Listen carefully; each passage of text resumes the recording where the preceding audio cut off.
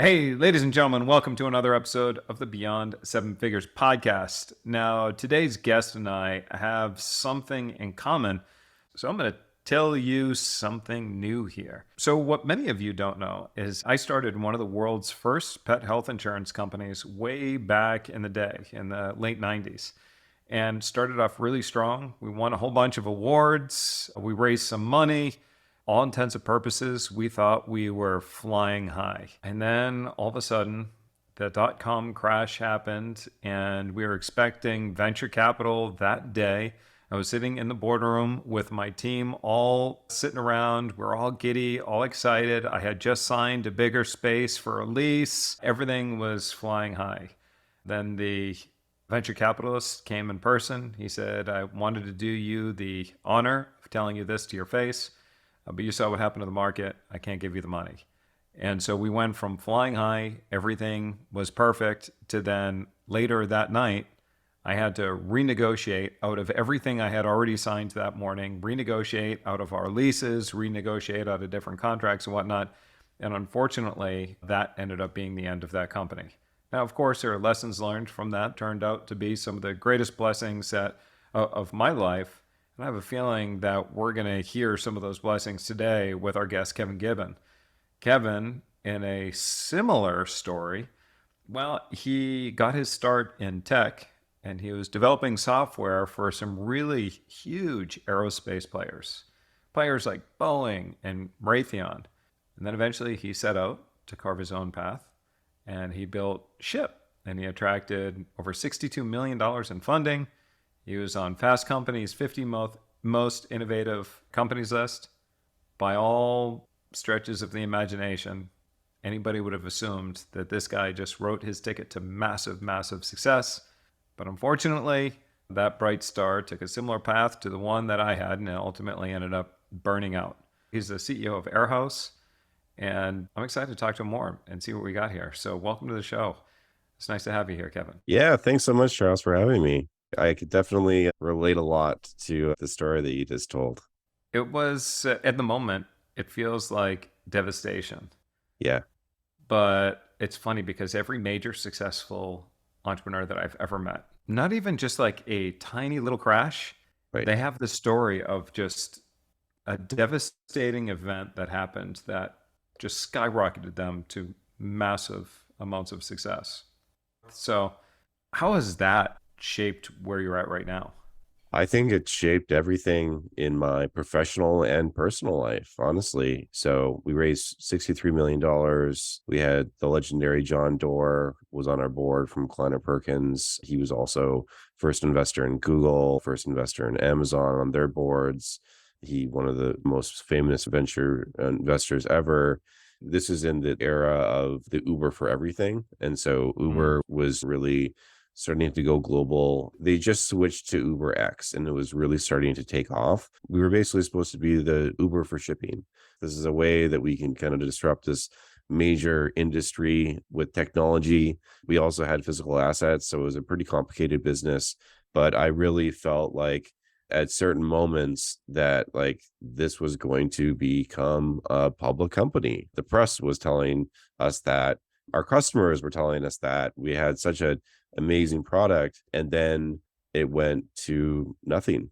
It definitely was more gradual than it sounds like your story. So it started off where we launched market by market. You'd use your phone, take a picture of whatever you wanted to ship. We'd come to you, pick it up, take it back to one of our warehouses, package it, and then send it along its way through traditional carriers. So we reach a saturation point in every single market. And that's really because the frequency of use just isn't the same. It's Mm. like somebody will ship 2 times a year. And so you get like the early adopters, then the early numbers look great. And then as you look to launch other cities, like your old cities are still growing. And then you're at 5 cities, then all of a sudden, oh, San Francisco is now flat. We're not growing anymore. We still have the people that are still using us. There's just not enough of them. Yeah. And so we flatline growth. And that to a venture backed company is kind of like death. Like if you're not growing and you're not profitable, you're going to die. It was probably over a year and a half of since we noticed that the markets were really capped out. We were trying to raise more money, and investors would be like, well, these markets aren't profitable. So we're like, okay, we'll focus on profitability. We tried to do that. It was tough. So we shut down all the cities except for San Francisco. And we eventually did get that to profitability. They want to see our markets get profitable. We eventually did that in SF, but then it was just that type of a company was just not investable anymore. And then that kind of led towards, as we were winding down, and then eventually we had to shut down, kind of led me and my co-founder Sarah, that was working for me at Shyp, into the next business that we started, which turned into be Airhouse. And how long was it between closing the doors with Shyp and then Airhouse? A day after I was no longer involved with Shyp, a lot of the learnings that came out of Shyp and understanding the logistics industry that went directly into the next business. So it was just, we had a version of what then turned into Airhouse that was asset heavy. So it included warehouses, that we had a lot of learnings, and we had a product we didn't actually launch, but it was getting a lot of traction with it. We were trying to pivot Shyp within Shyp. And then me and my co-founder Sarah were like, we don't want to stop this. We have Yeah. something that's working, and then we figured out a way how to do it that didn't involve actually having warehouses. And we went the partnership route, which is a much more scalable and a venture backable business that ultimately Shyp just really wasn't. So did you raise more money through Airhouse? We've raised $18 million. We're a Series A company, 30 employees, and yeah, we're growing faster than ever. Any of the same investors from Shyp come over to your new company now? Their earlier investors definitely did. Yeah. Good. Yeah. Yeah. And that's also another thing is, when you're like, I just lost $63 million of other people's money, you think that you're kind of going to be written off, as far as like people will fund you or want to be partners with you or whatever because you failed. And luckily, especially in the venture business, it's actually looked as kind of not a success, but second repeat entrepreneurs, especially of failed businesses, the lessons they learn, they're actually more likely to succeed. So it actually, people want to invest in those type of entrepreneurs even more, which at the time, like, I heard that before, but I didn't really understand it. And then it'd be like, oh, you're starting another company. And I had some existing investors, they're like, I don't even care what it is, whatever it is, like, you've proven yourself as far as you could build a product, you could raise venture, you could build like a world-class team. Like, if you think this thing is going to work, like, some people just honestly just wrote me basically blank checks without even understanding what we're building. And that's kind of the power. And that's also how hard it is to build like a business of, even though we failed at Shyp, like, it was an amazing product. And to do that was really hard. And investors take note of that. And then they know that, especially when you're, as you opened up this episode, like, I think you learn the most from failure. Probably 8 out of 10 companies probably failed or had a mediocre outcome. So, what's interesting is way back in the day, so I've owned and started a number of different companies. Yeah. One of the companies that I started is I designed these algorithms and ran algorithms into the markets, and they would buy and sell equities. I started training people to trade our algorithm. The worst thing that could ever happen to us is when we had somebody new that was trading, and they would win over and over and over again, and Yeah. they just wouldn't lose. They would just keep winning. Right. Because what happened is then they started taking different liberties, and they had false positives. They thought that just because they did X, that's why they were winning, instead of really following the process and really following the system. Right. It was actually the other people who would lose in the beginning, would Right. just pay more attention to, trying to figure out how to win. And they would fight harder to pay more attention to what's working and what's not working and so forth. And the same thing happens in business. One of the things that I admired most about Richard Branson is Richard Branson would say, look, I still fail. I still fail today, only it's just Yeah. bigger and more public. Right. But he said, failure is why he is where he is right now. Failure is so hard to go through, but it really is such a blessing. And even personally as well, like, definitely, if you just try to put yourself in my shoes for a second, like, think of how big of a success Uber was. And even like my board member, John Doerr, would even tell other people, introduce me as like the next Jeff Bezos, and like what that does to your ego. You get brought down to reality real fast when all of a sudden all of that's gone away. And then you realize like what's really important, how hard it really is. Also, how luck plays such an important part into everything in life. I'm really glad that I went through that, even though it was the most painful time in my life. Sure, I believe it.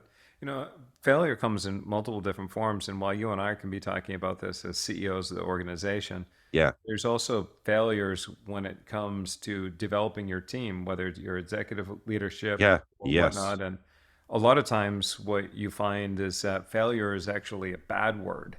Right. And, leadership is telling people not to fail. And so they Right. breed this culture of fear.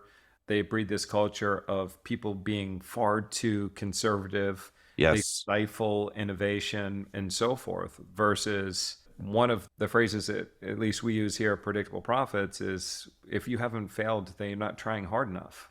Right. I totally believe that. And I think that's really important too, that if you embrace this concept of failure leads to growth, you know, I do believe that there's a difference though between making a mistake and failure. And, Right. making a mistake is I tried something and it Hmm. didn't work. Hmm. Failure, though, actually, in the context of our company, is we say if you repeatedly make the same mistake, then you Right. failed. And that part is not acceptable. But Right. mistakes Of are fine. course. Of Mistakes are course. fine. Yeah. Yeah. Yeah. I've actually, so this being my second venture back startup, one of the mistakes that I made with Shyp, so I'll use the phrase product market fit, which is a common phrase, basically meaning like you Yep. you have a product for the market and it's really working, and eventually it will be profitable and all those things. One of the big mistakes is that we thought that we had product market fit before we did, and we started hiring some senior execs that really they were not willing to take the same types of risks that like earlier stage when you bring in some execs that have been at name your big company, they're really looking to kind of protect for the downside versus optimizing for the upside. And so we hired a lot of those people, and that definitely was a mistake because we had not figured out. And I think like especially with the capital that we raised, like there could have been a world that we could have figured out another product, but I just kind of had the wrong team that they really were trying to protect on the downside. So it was like, okay, the reducing costs part for us was that's easy. Like, of course, they're going to be good at that. But like, what a real problem is that we didn't have a product that was applicable to enough people. And so those types of people that are kind of optimizing for the not failing are not the ones that are going to be the ones that are creating these breakout new products that are really innovative. And because to do that you have to take chances and you're going to make mistakes Sure. and all of those things. And so that definitely was one of the mistakes that I had with going into Airhouse. This was something that I wanted to keep the team as small as possible and also raise as little venture capital as I possibly could until we actually had a fit. Now we're a B2B company. So we knew how to acquire a customer. We knew basically how to spend $1 and get $1.50 out on the other side. And I wanted to really understand and make sure that we had that core solid product before we really started to scale the team, started taking on more additional venture capital, all of that. The biggest failures in startups when you do have a lot of venture capital is expanding before you have that fit with customers. And so that's something that I really wanted to protect against with building Airhouse. We help digital first brands with their fulfillment. So you sell things online, you manufacture them probably overseas, maybe domestically. We'll help you basically get it into the hands of anyone globally for as cheap and as fast as possible. So instead of you having to work with other warehouses, develop software, buy software, deal with really shitty software, you come to us and then we partner with warehouses and we have a vetted marketplace on the other side. We can help you scale globally as well. So you don't have to have a presence in the UK, and you could have your products to be locally shipped from the UK into the rest of Europe at a very low cost. So, and it really enabling these brands to go global is our kind of what problem that we're solving. Gotcha. Gotcha. Very cool. It's interesting that earlier you talked about product market fit. We Yeah, had another guest, Beyond Seven Figures podcast, and he had, several different home runs. right, And I said to him, I'm like, it's one thing to hit one home run. That's awesome. But when you right, hit multiple home runs over and over again, all of a sudden that's no longer a coincidence. Now right, you're on to something. right, What it actually came down to was product market fit. And so I said, well, let's pretend for a minute you were growing an agency, something completely different from right. something that you are doing right now. What would you do? And he goes, if it's been 80% of my time on product market fit Yes, and it's so good, everything matches. So, as one gentleman, a billionaire, he takes me out to dinner and I started asking him questions about the different things that he's been involved in. And right, before I knew it, I knew a bit about his background, but I didn't realize how much he was involved with. And I look around my office and I'm like, oh my gosh, like there's about a dozen things in my office that, right, he's invented. And I go outside and there's a dozen things outside and I look up in the space and there's a dozen things in space. These things are completely non-related to each other. And I go, wow, right, so you're an inventor.